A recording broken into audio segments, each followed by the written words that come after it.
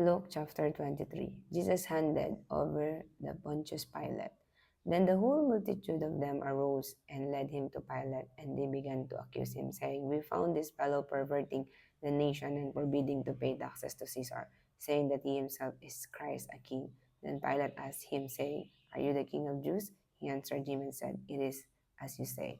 So Pilate said to the chief priests and the crowd, "I find no fault in this man." But they were the more fierce, saying, "He stirs up the people, teaching throughout all Judea, beginning from Galilee to the to this place."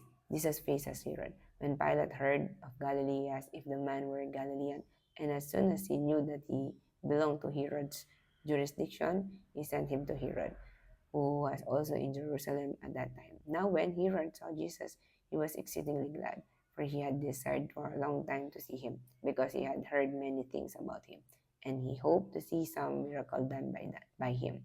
Then he questioned him with many words, but he answered him nothing. And the chief priests and scribes stood and vehemently accused him.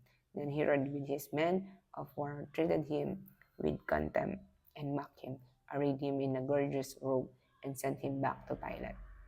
The very day Pilate and Herod became friends with each other, for previously they had been an enmity with each other, taking the place of Barabbas. Then Pilate, when he had called together the chief priests, the rulers, and the people, said to them, "You have brought this man to me as one who misleads the people, and indeed, having examined him in your presence, I have found no fault in this man concerning those things of which you accuse him. No, neither did Herod, for I sent you back to him, and indeed nothing deserving of death has been done by him. I will therefore chastise him and release him, for it was necessary for him to release one to them at the feast." And they all cried out at once, saying, "Away this with this man, and release to us Barabbas, who had been thrown into prison for a certain rebellion made in city, and for murder." Pilate, therefore, wishing to release Jesus, again called to them, but they shouted, saying, "Crucify him, crucify him." Then he said to them the third time, "Why? What evil he has done? I have found no reason for death in him.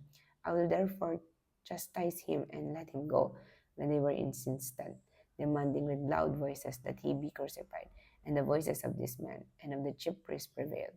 So Pilate gave sentence that it should be as they requested, and he released to them the one they requested, who for rebellion and murder had been thrown into prison. But he delivered Jesus to their will, the king on a cross.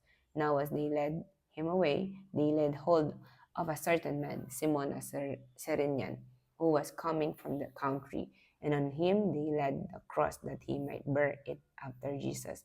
And a great multitude of the people followed him, and a woman who also mourned and lamented him. But Jesus, turning to them, said, "Daughters of Jerusalem, do not weep for me, but weep for yourselves and for your children. For indeed the days are coming in which they will say, Blessed are the barren wombs that never bore, and the breasts which never nursed, when they will be given to say to the mountains, Fall on us, and to the hills, cover us.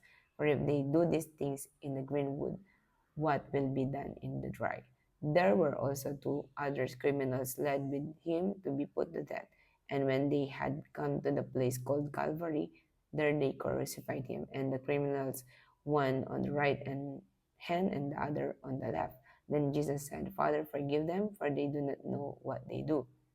And they divided his garments and cast lots. And the people stood looking on. But even the rulers with them sneered, saying, "He saved others. Let him save himself, if he is the Christ, the chosen of God." The soldiers also mocked him, coming and offering him sour wine, and saying, "If you are the king of the Jews, save yourself." And an inscription also was written over him in letters of Greek, Latin, and Hebrew, "This is the king of the Jews." And then one of the criminals who were hung blasphemed him, saying, "If you are the Christ, save yourself and us." But the other answering rebuked him, saying, "Do you not even fear God, seeing you under the same condemnation? And we indeed justly, for we receive the due reward of our deeds, but this man has done nothing wrong." Then he said to Jesus, "Lord, remember me when you come into your kingdom." And Jesus said to him, "Assuredly I say to you, today you will be with me in paradise." Jesus dies on the cross.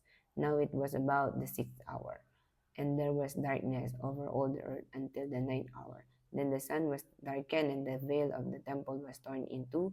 And when Jesus had cried out with a loud voice, he said, Father, into your hands I commit my spirit. Having said this, he breathed and his last. So when the centurion saw what had happened, he glorified God, saying, Certainly this was a righteous man.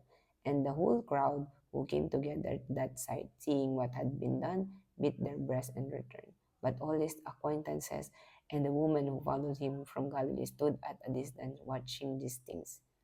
Jesus buried in Joseph's tomb. Now, behold, there was a man named Joseph, a council member, a good and just man.